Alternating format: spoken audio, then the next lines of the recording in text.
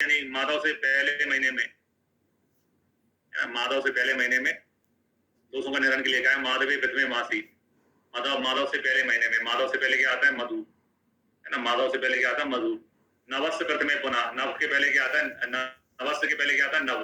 तो सहस्र प्रथमे चैव, सहस्र से पहले क्या आता है, सहा। ये 3 महीने जो है नव, सहा और मधु, है ना, इनमें हमें दोषों को निकालना चाहिए। माधव महीने से पहले महीने में, यानी जिसको मधु कहते हैं, नवस महीने, नवस से पहले महीने में जिसको नव कहते हैं, और सहस्र से पहले महीने में जिसको सहा कहते हैं, दोषों को बाहर निकालना चाहिए, है ना। तो इन महीनों को जो है हम क्रमशः श्रावण, अगन और चैत के नाम से जानते हैं। तो श्रावण का मतलब होता है, श्रावण को एस कहा अपन ने, है ना। श्रावण यानी अभी जो बात दोष के लिए बस्ती का प्रयोग करना चाहिए सावन में, पित्त के लिए अघन के लिए ये बनाया, और चैत के लिए CH। तो दोषों को निकालना सच बात है, सच। श्रावण, अघन और चैत में क्रमशः, है ना, श्रावण में वात का, अघन में पित्त का, और चैत में जो है कफ का निवारण किया जाता है। श्रावण में वात का, अघन में पित्त का, और चैत में कफ का निवारण किया जाता है। ठीक है, दोषों का निकालना जो है वो सच बात है। श्रावण, अघन, चैत सच बात है। ठीक है, महीनों के नाम, अगर महीने के ये वाले नाम पूछने लग जाए आपसे, तो वायु, वात फैलती है नभ में, याद रखने का तरीका, नभ को। वात कहाँ फैलती है, आकाश में, यानी नभ में। वात फैलती है नभ में, आकाश में बात फैलती है। पित्त को सहना है ना, पित्त को, पित्त गर्मी है तो पित्त को सहन करना पड़ता है, पित्त को सहना पड़ता है। जैसे एसिडिटी हो जाती है तो सहना पड़ता है अपन को पित्त को। और मधु जो है कफ सामक है।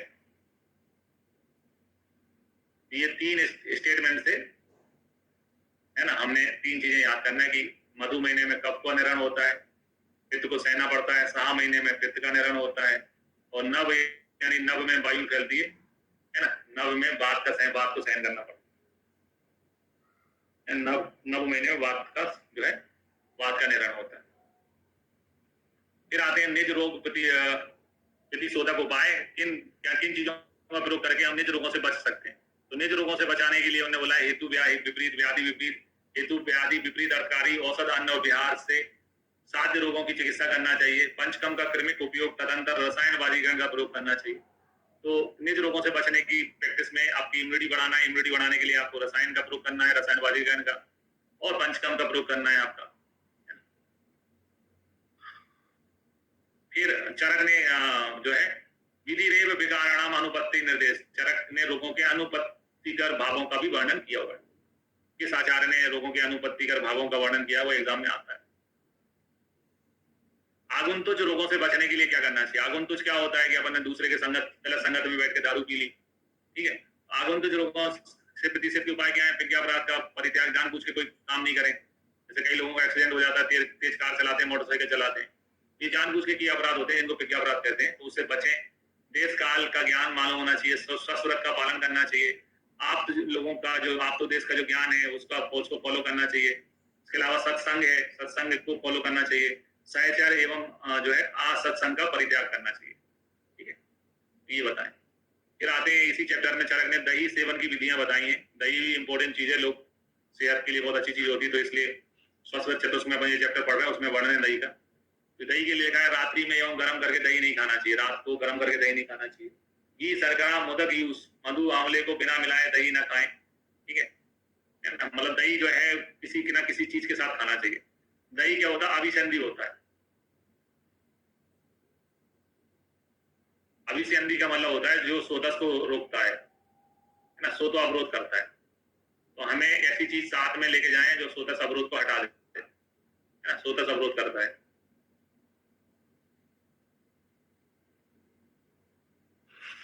ठीक है, तो ऐसी चीज किसी ना किसी चीज को मिला के देना चाहिए। घृत है, शर्करा है, मोदक यूज है, मधु, आंवले को बिना मिलाए दही नहीं खाना चाहिए। अन्यथा क्या चीजें हो सकती हैं, तो ज्वर, रक्तपित्त हो सकता है। जोड़े वाले रोग हैं, ज्वर और रक्तपित्त जोड़े में ही आते हैं। कुष्ठ विसर्ग हो जाता है, ये भी जोड़े वाला रोग है। पांडु और कामला नहीं लिखा है, केवल पांडु लिखा हुआ है। पांडु रोग हो जाता है, पांडु उग्र कामला हो जाता है।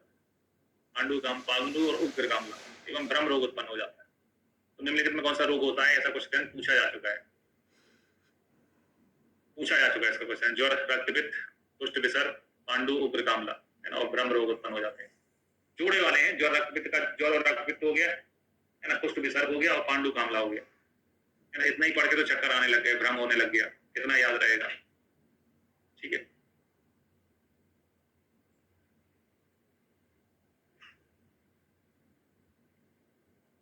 ये तो व्याधि विपरीत के एग्जाम्पल अपन चरक निदान में पढ़ेंगे। चरक निदान पहले चैप्टर में आएगा, तो पूरे 18 के याद करने हैं आप।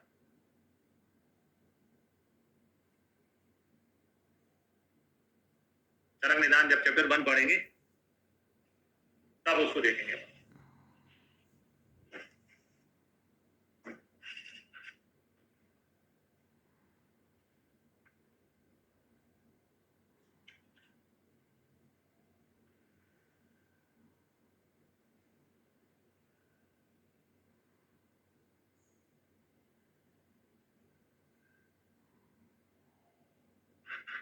ठीक,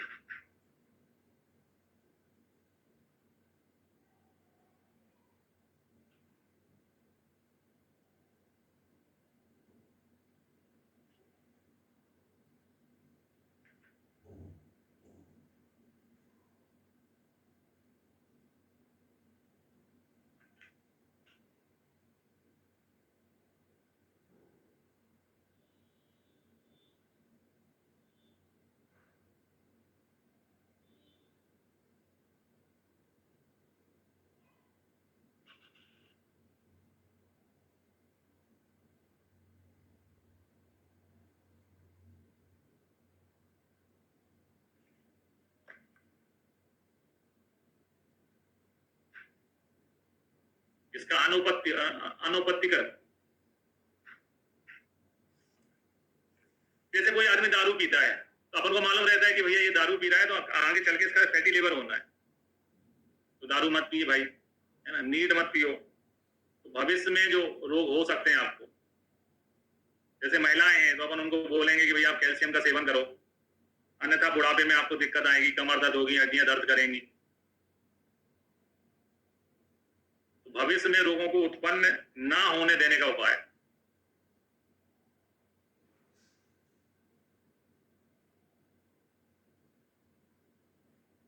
जैसे मैं हूं तो सभी फीमेल को बोलूंगा, है ना, फीमेल्स को बोलूंगा कि भैया जैसे ही आप 40 साल की हो जाती हैं, 40 प्लस होती हैं, है ना, डेली जो है आप दूध पियो या फिर कैल्शियम की टेबलेट लेना चालू कर दो, क्योंकि कैल्शियम की कमी होगी, फिर बाद में आपको बॉडी एक होगा, हड्डियों में दर्द रहेगा, ज्वाइंट पेन चालू हो जाएगा। इस प्रकार का कंसेप्ट यहाँ पे बताया गया चरक में। भविष्य में रोगों को उत्पन्न ना होने देने के उपाय का भी वर्णन है।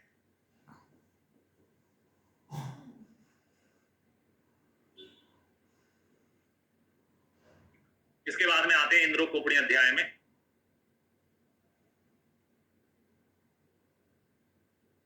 इसमें मन के पर्याय बताए हैं, है ना। देखो ये चैप्टर जो है वो स्वस्थ चतुष्क में आता है ना। चरक का स्वस्थ चतुष्क जो है, पहला भेषज था, दूसरा स्वस्थ चतुष्क है। स्वस्थ चतुष्क के चैप्टर है, चैप्टर 5 से लेके 8 तक, यानी कि 5 में जैसे दिनचर्या था, ऋतुचर्या, फिर अपन धान्य पे पढ़े। ये 5, 6, 7 वाला चैप्टर जो है वो, है ना, चरक का जो है अध्याय 5, 6 और 7वां अध्याय, ये एक प्रकार से काय का है, शारीरिक स्वास्थ्य का है। ठीक है, शारीरिक स्वास्थ्य के साथ में हमको मानसिक स्वास्थ्य भी देखना पड़ता है। ये 8वां अध्याय जो स्वस्थ चतुष्क में आता है वो जो है मानसिक स्वास्थ्य का है। कोई एक बंधु है मेरे से पूछ रहे, किसी ने मेरे से क्वेश्चन किया था चरक सूत्र स्थान कहाँ पूछा जाएगा। अरे भाई, चरक का भेषज चतुष्क में जो पार्ट है वो भेषज में पूछा जाता है, महाकसाय वगैरह। चरक का जो स्वस्थ चतुष्क का जो पार्ट है, दिनचर्या, ऋतुचर्या, धान्य वेगे, स्वस्थ व्रत में पूछे जाते हैं। अभी अपन 9वां चैप्टर चालू करेंगे, वो विकृति विज्ञान में आएगा। 9वां, 10वां, 11वां, 12वां वो विकृति विज्ञान का है। 13, 14, 15, 16 वो पंचकम का है। उसके बाद में फिर विकृति विज्ञान आएगी, 17, 18, 19, 20, फिर उसका 21 से 24 फिर स्वस्थ व्रत आ जाएगा, फिर 25, 26, 27, 28 ये फिर से आपका द्रवगुण में चला जाएगा, है ना। तो चरक संहिता का सूत्र स्थान में एक प्रकार से आपका भेषज भी है, स्टार्टिंग में स्वस्थ व्रत भी है, रोग विकृति का भी पार्ट है, पंचकम का भी पार्ट है, और आपका स्वस्थ व्रत के अलावा, पंचकम के अलावा आपका द्रवगुण का भी पार्ट आता है। कम चरक सूत्र स्थान में कम से कम 7 से 7 तक लगभग सब्जेक्ट अपन कवर करते हैं। 7 तक सब्जेक्ट की डिटेल जो है चीजें पढ़ने को मिलती है चरक सूत्र स्थान में। जो 62 चतुष्क है, 7 चतुष्क है, तो कम से कम 7 सब्जेक्ट थोड़े थोड़े मात्रा में कवर होते हैं। तो इंद्रिय कोपणी अध्याय यहाँ रखने का तात्पर्य समझ में आ गया कि भैया मानसिक स्वास्थ्य पे भी ध्यान देना था। तो मानसिक स्वास्थ्य में मन के बारे में लिखा है कि मन को अतीन्द्रिय सत्व चेत संज्ञा दी गई है। तो चरक का श्लोक है, अतीन्द्रियम पुनर्मनः सत्व संज्ञकम चेता इतरा राहु रेखा, है ना। मन को अतीन्द्रिय की संज्ञा किस आचार्य ने दी है? ये क्वेश्चन बनेगा, मन को अतीन्द्रिय किसने बोला है? मन को अतीन्द्रिय जो है आचार्य चरक है। मन जो है सभी चेष्टाओं का प्रधान कारण है, यानी कि जब हमारा मन होता है, कभी कभी जैसे मजबूरी होती है कि क्लास लेना है ना, मन नहीं होगा तो आप अच्छे से पढ़ा नहीं पाओगे। ऐसे ही मन हर चीज में लगा हुआ होना चाहिए। सारी चेष्टाओं का कारण मन होता है। चेष्टा प्रत्यय भूतम इंद्रियणाम, ये लाइन इस लोग एग्जाम में बहुत पूछा जाता है ना। चेष्टा प्रत्यय भूतम इंद्रियणाम, इंद्रियों की चेष्टाओं का कारण। प्रत्यय का मतलब क्या होता है? निदान यानी कारण। इसके लिए बोला गया मन के लिए। चेष्टा प्रत्यय भूतम इंद्रियणाम, मन के लिए कहा गया। ये श्लोक एग्जाम में बहुत पूछा जाता है। कर्म में लिखा है, मना पूरा सरानी इंद्रियार्थ ग्रहण समर्थानी भवंती। मन जो है पुनः मन जगह संयोग होता है तो इंद्रिय अपने अर्थों को ग्रहण करने में जो है ग्रहण कर पाती हैं। फिर और इस चैप्टर में इंद्रिय पंचक का वर्णन है। तो इंद्रिय पंचक का वर्णन चरक में कहाँ मिलता है? वो क्वेश्चन आता है। मानसिक स्वास्थ्य में आपकी इंद्रियां भी आती है, तो इंद्रिय पंचक का वर्णन है। इसमें पंच इंद्रिय द्रव्य बताए गए हैं, जो कि स्रोत, स्पर्शन, चक्षु, रसन और घ्राण।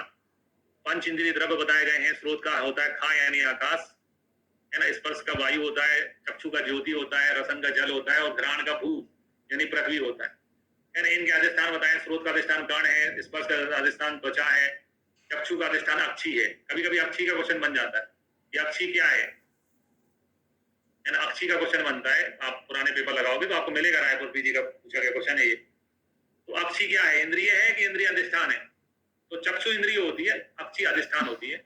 अक्षी का मतलब आंखें, आंखें अधिष्ठान होती है। रसन का जीवा होता है, घ्राण का नासिका होता है। इनकी इंद्रियार्थ होते हैं शब्द, स्पर्श, रूप, रस, गंध। और इनकी बुद्धियां होती हैं स्रोत, स्पर्शन, चक्षु, रसन और घ्राण बुद्धि। तो ऐसे करके पंच इंद्रिय बुद्धि होती है। ये पंच इंद्रिय बुद्धि पे अपन ने खत्म होता है। ये पंच इंद्रिय पंचक, पहला है पंच इंद्रिय, फिर पंच इंद्रिय द्रव्य, फिर उनके अधिष्ठान, फिर इंद्रिय अर्थ, है ना। फिर उसके बाद में पंच इंद्रिय बुद्धि।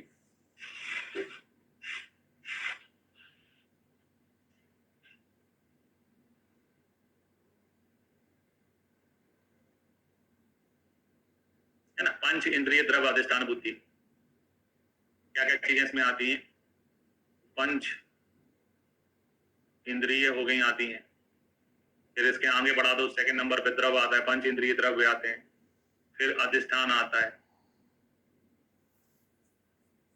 फिर पंच इंद्रिय अर्थ आते हैं, फिर लास्ट में पंच इंद्रिय बुद्धि आती है। ये शॉर्ट में बोलने का तरीका है। पंच इंद्रिय द्रव्य अधिष्ठान अर्थ बुद्धि, है ना।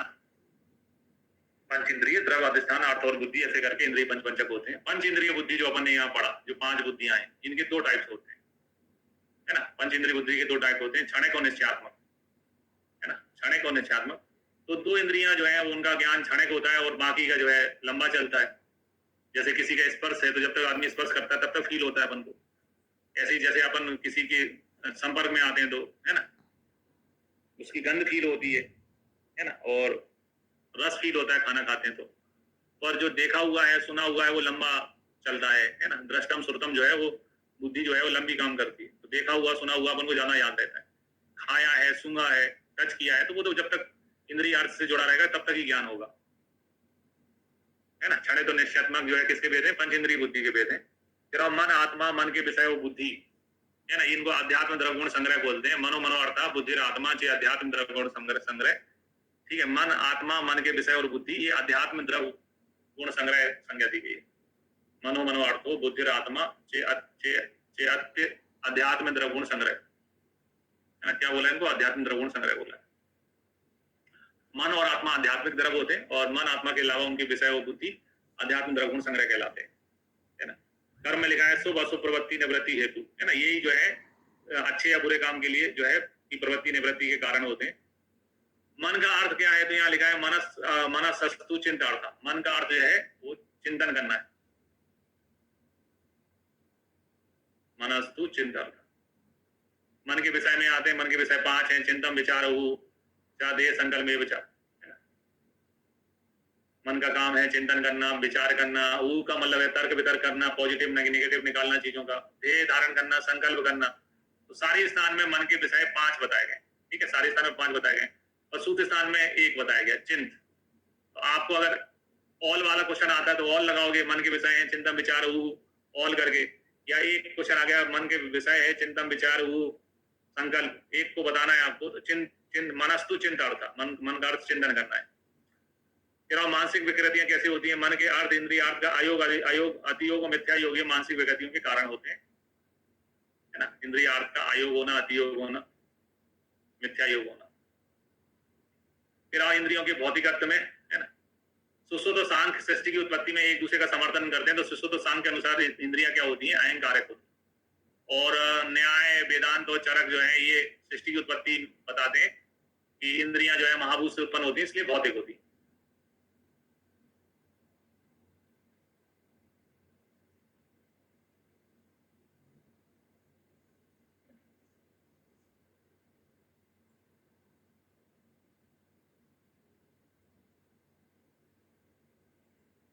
फिर आते हैं इसी चैप्टर में सदव्रत का वर्णन है। तो चरक संहिता में स्वस्व्रत और सदव्रत अलग अलग चैप्टर में बताए गए हैं, है ना। स्वस्व्रत आपका उसमें था दिनचर्या ऋतु वाले चैप्टर में, यहाँ 8वें में सदव्रत का वर्णन है।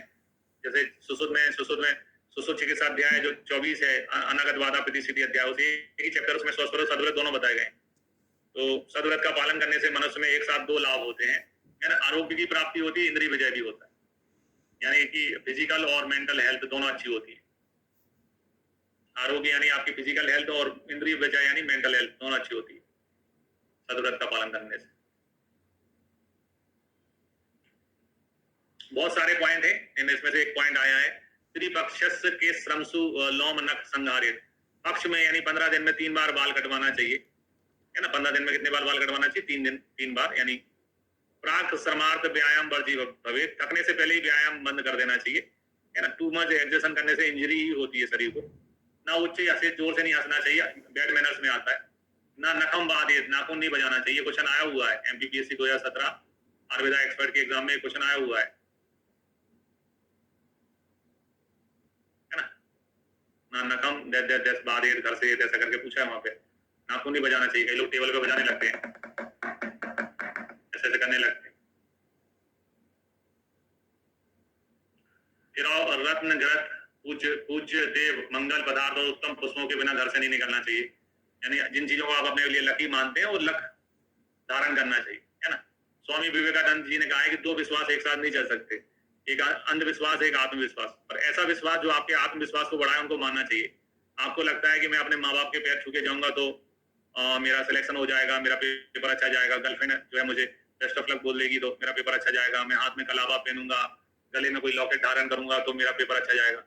तो जो चीजें आपके आत्मविश्वास को बढ़ाएं उनको मानना चाहिए।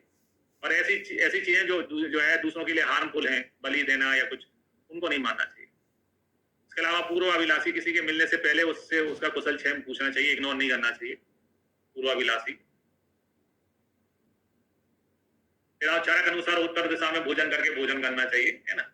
उत्तर दिशा में मुख करके भोजन करना चाहिए। अभी तक आपको इसका उत्तर नहीं पता था, अब आपको उत्तर पता चल गया। अब ध्यान रखना है कि थाली लेके कहाँ बैठना है, उत्तर में मुख करके भोजन करना, ये भी क्वेश्चन पूछा गया है। इसके अलावा लिखा है न परियुषित मांस हरित शुष्क साग फले, है ना। परियुषित का मतलब होता है बासा, है ना। मांस है हरित, हरी तक सूखे साग और फल भक्ष को छोड़कर, यानी कि मांस नॉनवेज है वो 1 आध दिन पुराना खाया जा सकता है। हरे सूखे सब्जी, है ना, चटनी मटनी होती है इस टाइप की चीजें। और भक्ष फल खाने वाले जो है फल, है ना, आपका केला है, सेब है, तो अगले दिन भी खा सकते हैं।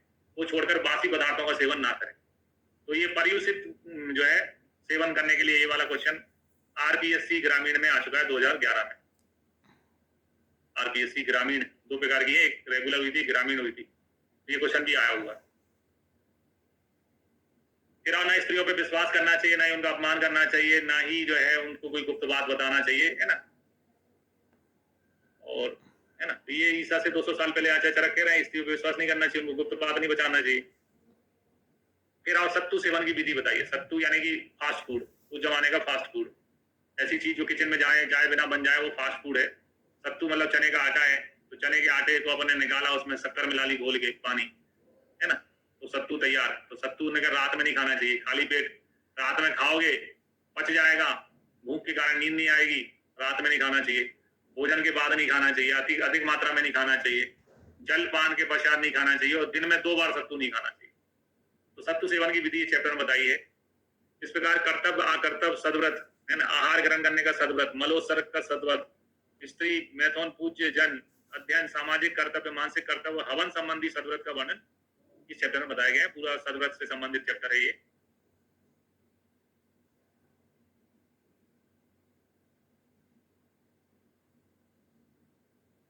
इसके बाद में आते हैं 9वां चैप्टर। 9वां चैप्टर का नाम है खुड्डाक चतुष्पादी अध्याय। जैसे नाम से पता चलता है, खुड्डाक का मतलब होता है अल्प यानी छोटा। तो जिसमें संक्षिप्त में जो है वर्णन किया गया है चतुष्पाद का, उसको खुड्डाक चतुष्पादी चैप्टर कहते हैं। इस चैप्टर में सबसे पहले रोग की परिभाषा सुनने को मिलती है। रोग की परिभाषा में लिखा है विकारो धातु वैषम्यम साम्यम प्रकृति रुच्यते सुख संज्ञक आरोग्यम विकारो दुख में उपचार, यानी दोषों का विषम होना जो है ना, दोषों का वैषम होना जो है, धातु का विषम होना, ये विकार होता है। तो चरक के श्लोक में धातु वैषम्य है, अष्टांग के श्लोक में दोष वैषम्य शब्द आया हुआ है। जब दोष धातु का साम्य रहता है तो प्रकृति होती है, आरोग्यता रहती है, और जब वैषम्यता हो जाती है, धातुओं की दोष की विषमता हो जाती है, तो उससे रोग पैदा होता है। रोगस्तु दोष वैषम्यम, दोष साम्य आरोग्यता। फिर आते हैं चिकित्सा में। चिकित्सा में लिखा हुआ है चतुर्णा विसर्गी नाम सस्ता नाम धातु व्यकृति प्रवृत्ति धातु साम्य अर्था चिकित्सा इत्यादि थे। यानी कि विसर्ग आदि चारों महाभूत चारों जो पाद होते हैं, विसर्ग आदि जो चारों पाद होते हैं, वो धातुओं की विषमता में जो कार्य करते हैं उसको हम क्या कहते हैं? चिकित्सा कहते हैं।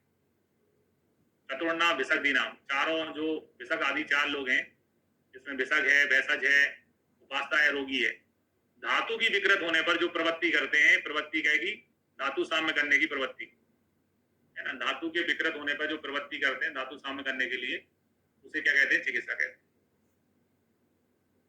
फिर चिकित्सा के चतुष्पाद विसर्ग द्रव्य उपासनानाम उपासना रोगी पाद चतुष्टय गुणवद कारणम यज्ञम विकारम उपशांते। चिकित्सा के चतुष्पाद होते हैं, 4 चीजें होती हैं, उनमें सबके 4 गुण होते हैं। तो विसर्ग के यानी कि जो वैद्य है, जो डॉक्टर है, वैद्य है, उसके क्या गुण बताएं? तो पहला गुण बताएं सत्य पर्याप्तवाद। सत्य पर्याप्तवाद का मतलब है कि डॉक्टर ने, जो बीएमएस डॉक्टर, उसने अच्छी जगह से भी एग्जाम देके परीक्षा पास करके डिग्री हासिल की हो, है ना, अच्छी जगह से अध्ययन किया हो, उसको बोलते हैं सत्य पर्याप्तवाद। मतलब ऑफिशियल डिग्री होल्डर होना चाहिए,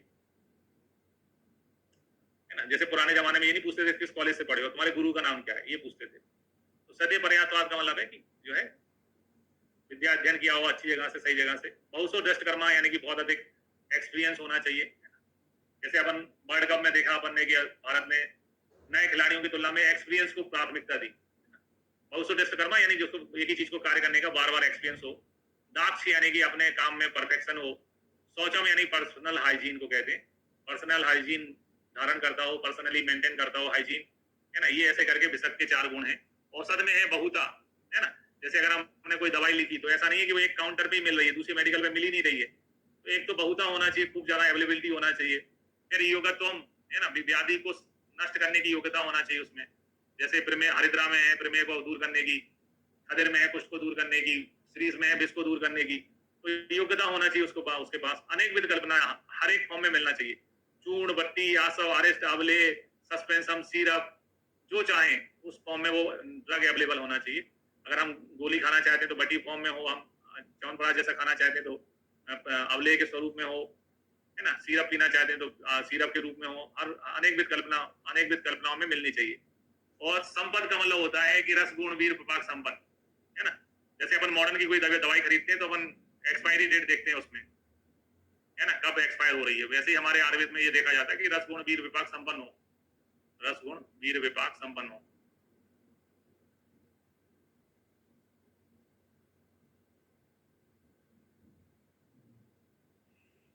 उपासना का मतलब होता है जो कंपाउंडर है या नर्स है ना, नर्स या कंपाउंडर जो होती है उसको अपन उपासना कह सकते हैं। जो हमारा अटेंडर रहता है साथ में चिकित्सा करता है, तो उपचार का ज्ञान होना चाहिए। क्योंकि डॉक्टर तो पर्चे पे इलाज लिखता है, डॉक्टर लिख के जाएगा कि इस मरीज का 3 दिन तक स्नान होना है, 1 दिन स्वेदन होना है, फिर बमन होना है, बस्ती लगनी है, कागज पे लिखता है, प्रिस्क्रिप्शन पे लिखता है। लेकिन जो ओटी अटेंडर रहता है या फिर जो, है ना, ड्यूटी करता है वहाँ पे कंपाउंडर नर्स, उसको पूरी चीजें मालूम होना चाहिए, है ना। डॉक्टर की राइटिंग भी समझ में आना चाहिए क्या लिखा है डॉक्टर साहब ने। अनुराग यानी रोगी के प्रति प्रेम होना चाहिए। ऐसा नहीं कि जैसे कि कोई एक्सीडेंट से किसी के हाथ पैर टूटे हैं तो चिल्लाने लग जाओ, चला लो तेज मोटरसाइकिल, अच्छा हुआ टूट गया हाथ पैर, अब आ गया अस्पताल, मन भर गया। तो ऐसा उल्टा बोलने वाला व्यक्ति नहीं होना चाहिए। अरे क्या करें आजकल तो क्या है, रोड नहीं है, गड्ढे हैं, गड्ढे में तो आदमी गिरता ही है, ठीक है कोई बात नहीं, छुट्टी मिल गई, अब पता चल जाएगा कौन तुम्हें पसंद करता है, कौन तुमसे मिलने आता है, कौन नहीं मिलने आता है, आराम कर लो। तो रोगी के प्रति अनुराग होना चाहिए, प्रेम होना चाहिए। दो गुण कॉमन है जो रोगी में भी है और परिचारक में भी है। तो वो दो गुण कौन से हैं? दाक्षम और शौचम। दाक्ष और शौच जो है दोनों में होता है। रोगी में आए तो रोगी के पास अच्छी स्मृति होना चाहिए, ताकि अच्छी स्मृति होगी तो हिस्ट्री अच्छी देगा, वो हिस्ट्री अच्छी देगा तो डायग्नोस सही होगा। जो शुरू से बताया सबसे पहले मुझे ये प्रॉब्लम हुई थी, फिर मैंने ये खाया था, यहाँ दिखाया था, ये दवाई से फायदा हुआ था, इससे नुकसान हुआ था, स्मृति अच्छी होना चाहिए। निर्देश कारितम, निर्देश जो है वो हमेशा रोगी को ही दिए जाते हैं। ये दवाई ले लो, इस कंपनी की ले लो, इतने टाइम खा लेना, इसके साथ खा लेना, है ना, खाली पेट नहीं खाना, दूध पीने के बाद खाना, 10 दिन तक खाना, 1 महीने तक खाना। पूरे के पूरे निर्देश जो है बेचारे रोगी को ही मिलते। ये जांच कराना, इस पैथोलॉजी पे ही जांच कराना, डॉक्टर का नाम यही बताना, बेचारे को निर्देश दिए जाते हैं। तो निर्देश कारितम रोगी का गुण है। आप हीरो यानी डरपोक नहीं होना चाहिए, है ना। उससे कहेंगे यार तुम्हें अग्नि कर्म होगा या शल्य कर्म होगा तो यानी डर जाए, डरपोक नहीं होना चाहिए। ऑपरेशन के नाम से घबराने लग जाए, पंचकर्म के नाम से घबराने लग जाए। आधीरू और ज्ञापकत्तम, ज्ञापकत्तम यानी अपनी वेदना बताने वाला। अगर मरीज से हम पूछे क्यों भैया हमारी दवाई से कितना फायदा हुआ, तो मुस्कुराए, ठीक है, ऐसा नहीं सर, रत्ती भर चवन्नी भर भी फायदा था, 1% फायदा नहीं हुआ है। तो आप तुरंत इलाज बदलोगे, तुरंत आप भी शर्म नहीं करोगे, जब रोगी शर्म नहीं कर रहा है बताने में, तो आप तुरंत इलाज चेंज करोगे, आप ठीक कर लोगे। और जो अधूरा बताया, अरे सर अभी तो 1-2 हफ्ते में पता चलेगा, अभी तो 10% हुआ है, हो जाएगा। ज्ञापक यानी कि अपनी वेदना को व्यक्त करने वाला, सच सच बताना चाहिए डॉक्टर को फायदा हुआ या नहीं हुआ, ताकि वो अपना ट्रीटमेंट चेंज करे, प्रिस्क्रिप्शन चेंज करे। तो ऐसे करके ये 4 चतुष्पाद है, उनके सबके 4-4 गुण होते हैं। इन चारों में वैद्य प्रधान है। क्यों प्रधान है? उन्होंने कहा है कारणम षोडश गुणम सिद्धोपाद चतुष्टय विज्ञाता शासिता योक्ता। इन चारों में जो है सबसे ज्यादा पढ़ा हुआ 5.5 साल का कोर्स किया हुआ BMS जो है एक ही व्यक्ति होता है, बाकी लोगों का कोर्स छोटा होता है। तो विज्ञाता यानी ज्यादा पढ़ाई लिखाई जिसने की होती है, शासिता यानी कि जो जिसकी चलती है। प्रिस्क्रिप्शन पे अगर डॉक्टर ने लिख दिया 2 टाइम गोली खाना है तो 2 टाइम ही खाना है, 1 टाइम लिख दिया तो 1 टाइम ही खाना है, ठीक है। विज्ञाता शासिता युक्ता होने के कारण वैद्य प्रधान है ना। ऑल करके क्वेश्चन बन सकता है, किस कारण से वैद्य प्रधान है? विज्ञाता शासिता योक्ता, युक्ति लगाने का क्षमता भी उसी के पास होती है। फिर आए कौन कौन से वैद्य हैं, उनके गुण क्या है? तो प्राणाभिसर वैद्य के 4 लक्षण बताए आचार्यचरक ने। तस्मात् शास्त्र अर्थ विज्ञाने प्रवृत्तियों कर्म दर्शने विसक चतुष्टय, है ना, चतुष्टय शब्द आता है, युक्ता प्राणाभिसर। प्राणाभिसर वैद्य के 4 गुण बताए हैं।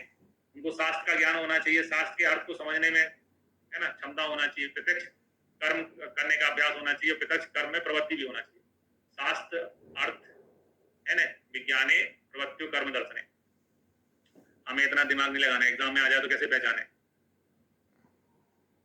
एक सब्जेक्ट होता है जूलॉजी, बॉटनी को बोलते हैं वनस्पति शास्त्र, जूलॉजी को बोलते हैं प्राणी। प्राणी में क्या निकाल लिया अपन ने? शास्त्र। कहाँ से आया ये शास्त्र? यहाँ से शास्त्र अर्थ से श्लोक चालू होता है प्राणाभिसर का, प्राणाभिसर का श्लोक शास्त्र अर्थ से चालू होता है। शास्त्र अर्थ विज्ञाने प्रवृत्तियों कर्म दर्शनों, इसी से मिलती जुलती चीज होती है प्राणाचार। प्राणाचार का वर्णन जो है चरक में, चरक चिकित्सा में रसायन पाद में मिलता है। प्राणाचार्य में उन्होंने बोला है शीलवान मतिवान, है ना, शीलवान मतिवान युक्तो द्विजात्यो शास्त्र परांगता गुरुवत पूज्य प्राणाचार्य सस्मिता। यह संख्याएं तो नहीं है लेकिन इनको काउंट करते हैं तो, है ना, 5 से 6 हो सकता है। शीलवान होना चाहिए, मतिवान होना चाहिए, युक्ति वाला होना चाहिए, द्विजाति यानी कि ब्रह्म या आर्ष सत्य वाला होना चाहिए, शास्त्र परंगत होना चाहिए। ऐसा व्यक्ति जो, है ना, प्राणियों में गुरु के समान पूज्य हो उसको प्राणाचार्य कहते हैं। फिर और राजा की योग वैद्य, राजा की योग वैद्य में लिखा है हेतु लिंग प्रश्ने रोगानाम आपनर्भव ज्ञानम चतुर्विधा। राजा के योग ज्ञान जो है, राजा के योग जो वैद्य है उसमें 4 प्रकार का ज्ञान होना चाहिए। हेतु लिंग प्रश्नम रोगानाम आपनर्भव, यानी कि जो है रोगों का हेतु पता हो, कारण पता हो, लिंग यानी लक्षण पता हो, प्रशमन और रोगाणाम आपनर्भव, है ना, रोग दोबारा से ना उत्पन्न हो, है ना। वो राजा के योग वैध होता है। तो इसमें रोगाणा मां पुनर्भव भी बहुत इंपॉर्टेंट शर्त है ना। ऐसा डॉक्टर हर कोई पसंद करता है जिसका इलाज होने के बाद में रोग दोबारा उत्पन्न ना हो, नहीं तो वो राजा आपको आप पुनर्भव कर देगा, है ना। आपकी मृत्यु हो जाएगी, आप पुनर्भव हो जाएगा अगर राजा का आपने ढंग से इलाज नहीं किया। तो हेतु लिंग प्रश्न अरोगाणा मां पुनर्भवे जो है ज्ञानम चतुर्विधम यश राजा राजा आर्यो विसक्तम, है ना। वो राजा के योग वैद्य के लक्षण है।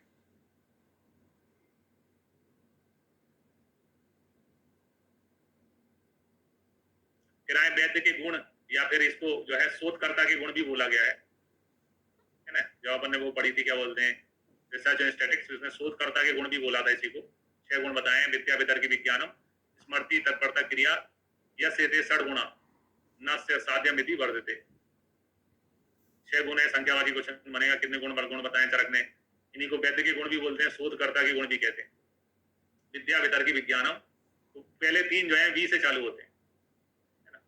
विद्या वी से, वितर्क वी से, विज्ञान वी से, फिर एस टी क्रिया, है ना। तो याद रखने का तरीका हुआ V3ST क्रिया। ये वैद्य के गुण है, शोधकर्ता के गुण है। फिर उपमा बताइए। शास्त्र ज्योति प्रकाश नार्थ दर्शनम बुद्धिर आत्मा। शास्त्र ज्योति है और शास्त्र बुद्धि जो है नेत्र है। यानी कि हमने अगर शास्त्र पढ़ लिया तो हमारे अंदर ज्ञान की ज्योति आ जाएगी और उसका अर्थ समझ लिया तो हमें जो है अंदर तक मीनिंग समझ में आने लग जाएंगे। शास्त्रम ज्योति प्रकाश नार्थ दर्शनम बुद्धिर आत्मा। विषयों को प्रकाशित करने के लिए शास्त्र एक ज्योति है और अपनी बुद्धि जो है नेत्र है। यानी पढ़ा लिखा व्यक्ति है तो वो किसी मैटर को अच्छे से समझ सकता है, ये आप जानते भी हैं। फिर और 4 चीजें चल रही थी इसमें वैद्य की 4 वृत्तियां भी बताई गई हैं, है ना। 4 वृत्तियां कौन सी हैं? मैत्री करुण आर्तेषु सबके प्रीति उपेक्षणम प्रकृति भूतेषु भूतेषु वैद्य वृत्ति चतुर्धा, है ना। वैद्य की वृत्तियां जो है 4 वैद्य की वृत्तियां बताई हैं, ठीक है। जैसे मैत्री, प्राणी मात्र से मित्रता। एक अच्छा डॉक्टर जो है उसका क्लिनिक जब चल सकता है जब उसका नेचर अच्छा हो, सबसे फ्रेंडशिप हो, तो सब लोग दिखाने आएंगे। प्राणी मात्र से मित्रता होना चाहिए। कारुण्य, रोगी पे दया होना चाहिए, रोगी के प्रति क्या होना चाहिए? दया। साध्य प्रीति यानी साध्य रोगों में प्रेम पूर्वक चिकित्सा करना चाहिए। और असाध्य है ये कि अगर व्यक्ति ने जहर खाया है और वो मरने वाला है और आप अपने क्लिनिक पे रोक लोगे तो कल आपका क्लिनिक भी नहीं बचेगा, तो उसको तुरंत रेफर करो। असाध्य रोगों में, है ना, रोगी की अपेक्षा भी करनी पड़ती, नहीं भैया ले जाओ यहाँ से, है ना, आप तो मेडिकल कॉलेज ले जाओ, या ऐसा अपन को बताना पड़ता है। तो यहाँ पर प्रकृति स्तेषु भूतेषु, प्रकृति का मतलब है मरना सन, यानी जो मिट्टी से पैदा हुआ, मिट्टी में मिलने वाला है, जिसकी मृत्यु निश्चित है, उसकी उपेक्षा भी करना चाहिए कि भैया यहाँ नहीं, आप, है ना, मेरे क्लिनिक पे रहने दो, इसको मेडिकल कॉलेज ले जाओ, वहां दिखा लो, वहीं बच सकता है। तो मैं प्राणी मास से मित्रता रखना चाहिए, रोगी के प्रति दया करना चाहिए, साध्य रोगों में प्रेम पूर्वक चिकित्सा करना चाहिए, असाध्य रोगों की उपेक्षा करना चाहिए, ठीक। ये 4 वैद्य की वृत्तियां होती हैं। फिर और शस्त्र शास्त्र सलिल, ये भी क्वेश्चन एनआईए में पूछा गया है। शस्त्र शास्त्र और सलिल एनआईए 2006 का है। रोगों की उपेक्षा करना चाहिए, ठीक। ये 4 वैद्य की वृत्तियां होती हैं। फिर और शस्त्र शास्त्र सलिल, ये भी क्वेश्चन एनआईए में पूछा गया है। शस्त्र शास्त्र और सलिल एनआईए 2006 का है। अपने में गुण दोष उत्पन्न करने के लिए पात्र की अपेक्षा करते हैं। शस्त्र, अभी एक AK-47 जो है एक फौजी के पास है तो आपको अच्छा फील होगा, एक आतंकवादी के पास है तो आपको डर फील होगा। बंदूक वही थी, बंदूक किसके हाथ में, उससे आपकी फीलिंग चेंज हो जाती है। तो शस्त्र सही व्यक्ति के पास होना चाहिए। शास्त्र, है ना, जैसे एटॉमिक पावर है, एटॉमिक पावर का यूज करके अपन जो है लाइट बना सकते हैं। गलत आदमी के पास पहुंच जाए तो वो परमाणु बम बना सकता है। तो शास्त्र भी ऐसे ही होता है। और सलिल यानी जल, पानी कितना भी साफ हो, पानी का जो पिलाने वाला जो बर्तन है वो खराब है तो पानी भी खराब हो जाएगा। पानी को अगर आपने खराब मटके में रखा है, जो मटका में काई लगी है, पानी को स्टोरेज करने की जो टंकी है वो खराब है, तो पानी अपने आप खराब हो जाएगा। तो शस्त्र शास्त्र और सलिल, ये 3 चीजें गुण दोष के लिए पात्र की अपेक्षा करती हैं। जैसे पात्र में जाएंगी वैसा जो है उसका गुण दोष हो जाता है। तो कौन सी चीजें जो है गुण दोष उत्पन्न करने के लिए पात्र की अपेक्षा करती है, वो क्वेश्चन एग्जाम में पूछा जाता है ना। शस्त्र शास्त्र और सलिल ये गुण दोष के लिए पात्र की अपेक्षा करते हैं, ठीक है। ब्रेक लेते हैं, ब्रेक के बाद में फिर